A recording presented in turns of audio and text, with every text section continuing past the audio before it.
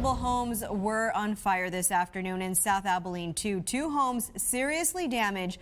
Another had exterior damage. Several people homeless tonight after that fire. One man describes how a neighbor pounded on his window to get out. KTX's reporter John Rapolo spoke with that man.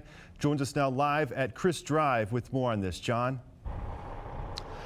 Yeah, well, this is the home behind me here on Chris Drive. They were one of the lucky ones. Take a look, just sustaining minor damage. Residents inside were alerted by neighbors as two homes next to them burned. Louis Herrera was asleep early Wednesday afternoon. He had no idea the two homes next to him were on fire. It was actually our windows. Neighbors? Yeah. What were they saying? House is on fire.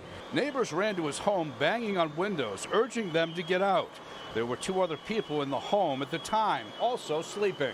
Me getting up, trying to get out, trying to wake up all the roommates. They rushed out of the home and couldn't believe what they saw. Flames tearing through two neighbors' homes right next to them on the same side. They were thankful neighbors alerted them. So they're just yelling the house is on fire.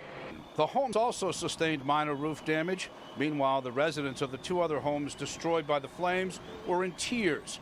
They could only watch as firefighters doused the flames that destroyed most of what they own. But for Herrera, he says everyone is lucky. There was no loss of life. We're all out here alive. Things can be replaceable. Right. Luckily, we got the dog outside. All right, good news there, right? Abilene fire officials are not telling us tonight how many people are homeless. We'll have an update for you coming up at 10. We're live on Chris Drive. John Rapolo, KTXS News.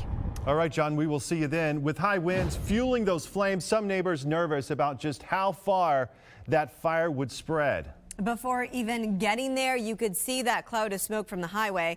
And KTX's reporter Daniela Ibarra was one of the reporters there at the scene first. She spoke with a witness who saw just how quickly those flames spread from home to home.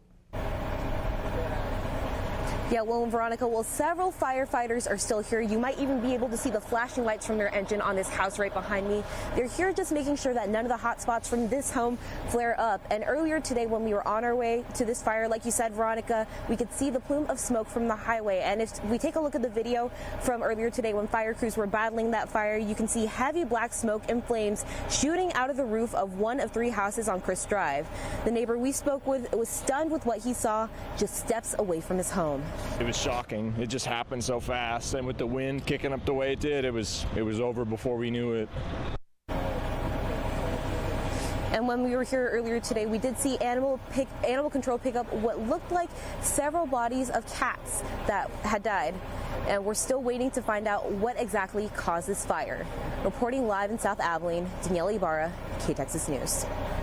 And unfortunately, the winds were strong today. Around lunchtime, those winds were steady around 30 miles per hour in Abilene and then stayed in the 20s for the rest of the afternoon. And those gusts, well, they were as high as 40 right there around the time of that South Abilene fire. And then they've been back in the upper 20s to low 30s here late this afternoon. So, yes, we've had a gusty, windy day.